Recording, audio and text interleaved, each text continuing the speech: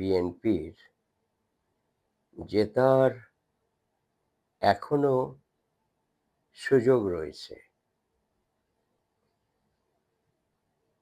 যদি ২০০১ থেকে ২০০৬ এর জন্য সহজ সরলভাবে ক্ষমা চেয়ে আর ওই রকম ভুল হবে না বলে প্রতিশ্রুতি দেয়া এবং সেটা বিশ্বাসযোগ্য প্রতিশ্রুতি দিতে হবে। ২, মেধাবী ও নতুন মুখপাত্র বানানো।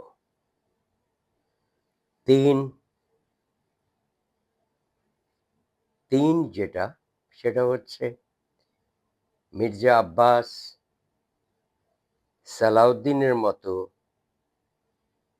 বিতর্কিতদের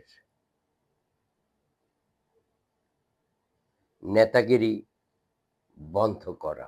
৪ নাম্বার, একবার স্থায়ী বহিষ্কার হলে আর কখনোই দলে ফেরত না আনার নিশ্চয়তা দেয়া।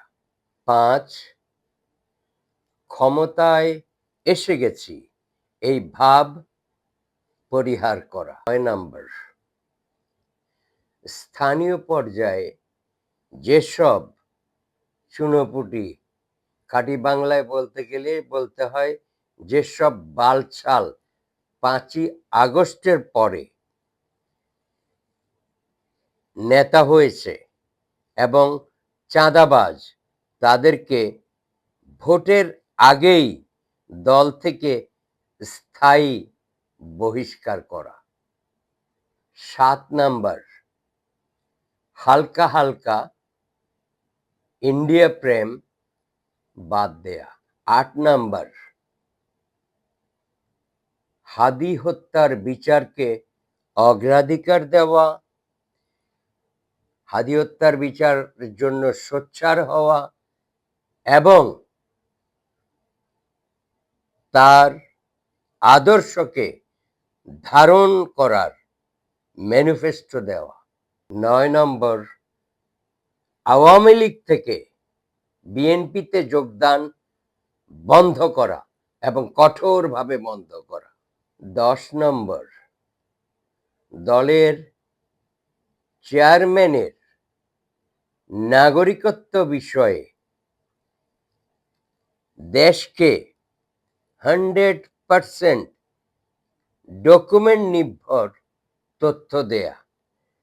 ১১ নাম্বার, যারা এখনো অপকর্ম করছে বা বিশ্বাসযোগ্যভাবে আগস্টের পর করেছে, যেমন আওয়ামী লীগ নেতাদের কাছে টাকা খেয়ে তাদের শেল্টার দেয়া বা চাঁদাবাজি করা, তাদেরকে কোনো অবস্থায় দলে রাখা ঠিক হবে না, এমনকি মনোনয়ন দেয়া হয়ে গেলেও।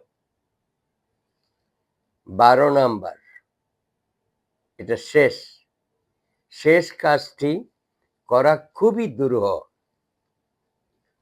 আপাতত ১২ই ফেব্রুয়ারি সরকারি ছুটি না হওয়া, বুঝলে বুঝপাতা, না বুঝলে তেজপাতা।